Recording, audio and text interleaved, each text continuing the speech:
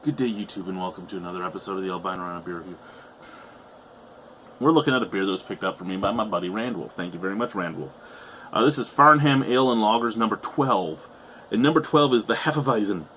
And it's 5.2% alcohol, and it does say down here it is a German wheat, which is what a Hefeweizen would be. There you go. So, I'm expecting more just bland flavors, with all the flavor coming from both the wheat and the yeast, instead of adjuncts like adjuncts and additives such as orange peel or coriander or anything like that we would get from a Belgian wheat. Now this can is $3 for the can, so about average to a lot of Ontario craft breweries. I do believe this is a 500 milliliter can. I may be wrong. It may be a regular 473. Let's just quickly look. Yeah, it's a 473. So yeah, still on average with most Ontario craft breweries. I was just curious. Maybe it was a 500, which made its value just a little bit better. And there we go. Farnham number 12. There's the beer. Wow, nice, slightly off-white head. There is some yeast particles in that head. A little off-coloring by the yeast. Opaque. I cannot see my hand through it. A little bit of carbonation moving up there. Bright white head, well, off-white head. Sound. Yeah, there's some snap, crackle, pop, but very minimal. Scent.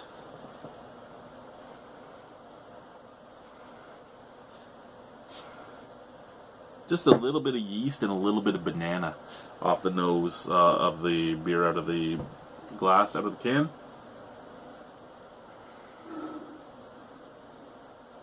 Out of the can, just a little bit of banana. I don't even pick up the wheat out of the can.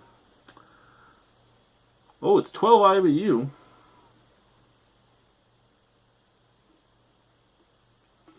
That's intriguing because it's also a 12. I gotta check something.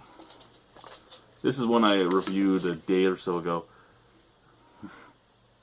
It is too. So this is number 27, but it's IBU 27. So do they number their... One second. I have a few cans on this table that I haven't gotten to yet. I just need to know. 26. What's the IBU on this one? 20. You guys are fucked. You guys are fucked. That's awesome. Okay, so let's try the beer. Cheers.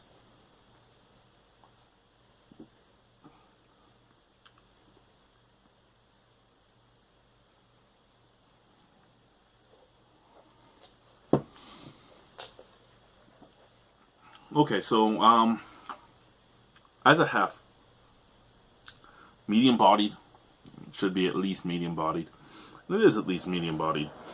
Mouthfeel a little heavier. The wheat does coat your mouth a little bit. After that, it's slightly tasteless, to be honest with you. I really liked the Pilsner in that it was a proper Pilsner. I'm not saying I really liked it in that, oh my god, I need to drink this, but because I'm not a big Pilsner fan, but as a Pilsner, I think it is a great Pilsner. Now this reminds me more of, say, of the original American wheats that came out, say like Stereo Vision from Flying Monkeys, or Molson Canadian wheat, the almost bland, tasteless wheats. They were basically a Crystal Weizen, but with the look of a real wheat. It's not as clean or crisp as a hef usually would be. Not nearly as much banana or clove flavor off of the yeast strands. Well, yeast esters and yeast strain. Other than that, though, it's a nice beer. A little bit of a dry, bready, weedy forefront, almost like chewing on what the fuck are they called? Mini wheats, the unfrosted mini wheats. Your parents hated you, so they bought you unfrosted mini wheats to get you to eat your Wheaties. Wheaties, that's what they were called. The unfrosted ones were Wheaties. But Wheaties were the whole patty, weren't they? You put the whole patty in your cereal bowl and you filled it with milk and you crushed it up. Cereal industry really was good at getting you to drink milk. Here, pull something out of a cow's fucking teat and make a human drink it. Because it's better than milking humans.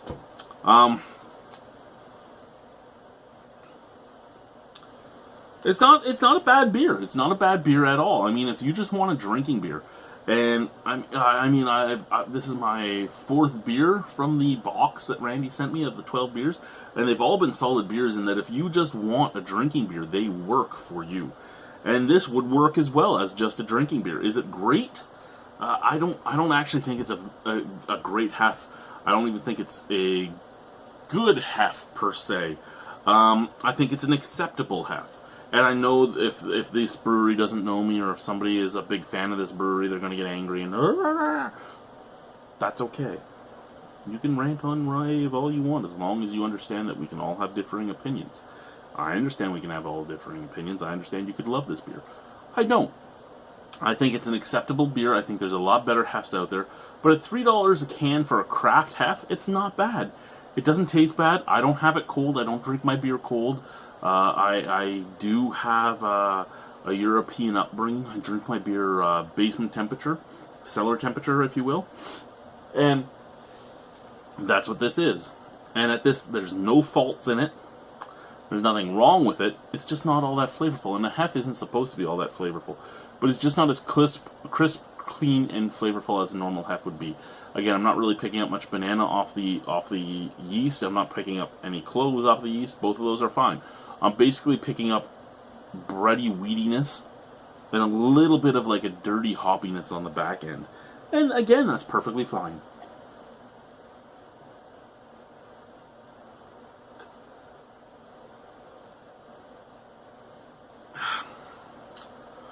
Out of 10?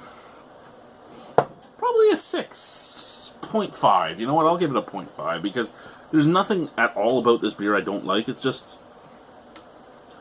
kind of tasteless. It's almost like their Pilsner, but with wheatiness to just dry it out. It does make it moreish, though. I mean, I have to give it that. So, Farnham Ale and Lagers Hefeweizen 12. I don't know how I'm actually going to name all this. I gotta read their awards again and see how they do this. But yeah, not a bad beer. Thank you, Randy, for picking it up. Thank you guys for watching. Have a wonderful evening. Au revoir. A bientôt. See you soon. Bye-bye.